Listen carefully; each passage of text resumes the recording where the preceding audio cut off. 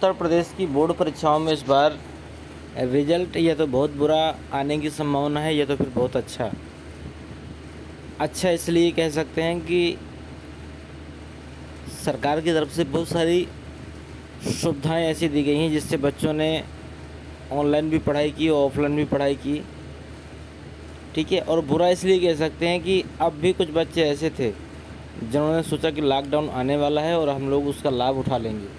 तो इस बार ऐसा कहीं कुछ नहीं हुआ है। इस बार आपको परीक्षाएं देनी पड़ी हैं और देख लीजिए कुछ इसमें ख़ास बातें हैं कि UP board result 2022 passing criteria नहीं बदला है। मतलब 33% आपको लाने ही लाने हैं अपने मार्क्स।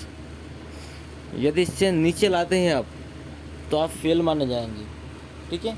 तो इससे कहते हैं जो लोग 2 या 2 से अधिक विषयों में आवश्यक अंक प्राप्त करने में विफल रहते हैं, मतलब यदि आप किसी एक परीक्षाओं में फेल हो रहे हैं तो आपके लिए एक कंपार्टमेंट परीक्षा आयोजित करवाई जाएगी जुलाई के आसपास। तो आप उसे देकर उस पर आप दोबारा परीक्षा दे सकते हैं और हो सकता है उसमें आने वाली परीक्षाओं में आपके और बेहतर अंक आ सके।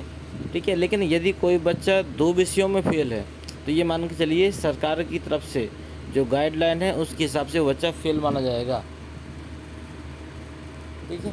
इसमें यूपी बोर्ड की जो 10वीं और 12वीं परीक्षा है उसमें पास होने वाले छात्रों में से कम 33% लाने ज़रूरी हैं यदि छात्रों को 1 या 2 विषयों में कम अंक मिलते हैं।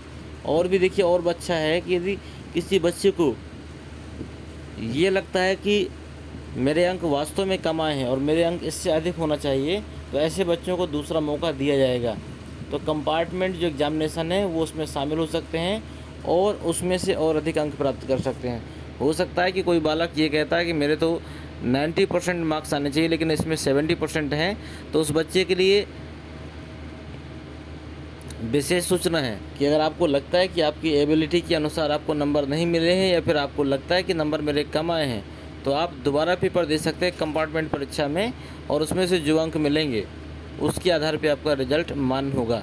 तो ये कुछ खुशखबरी भी है और ऐसे लोगों के लिए दुखखबरी भी है जिन लोगों ने पूरे वर्ष पढ़ाई नहीं की और अंत में सिर्फ कॉपी में अपना नाम लिखकर चले आए हैं, क्योंकि ऐसे बालकों को वास्तव में फेल किया जाएगा।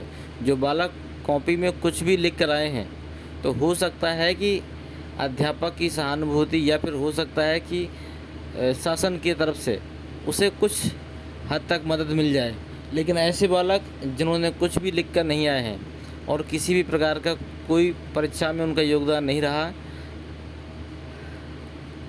ऐसे बालकों को हो सकता है कि पुनः 10वीं और 12वीं की परीक्षा देनी पड़ेगी।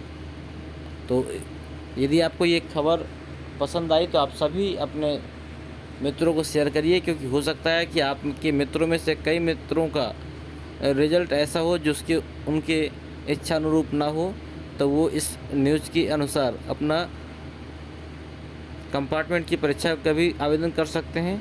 और कुछ मित्र ऐसे भी हों जो एक विषय में फेल होंगे, वो समय अनुसार अपनी परीक्षा का फॉर्म भरवाकर अपनी दोबारा परीक्षा दे सकते हैं।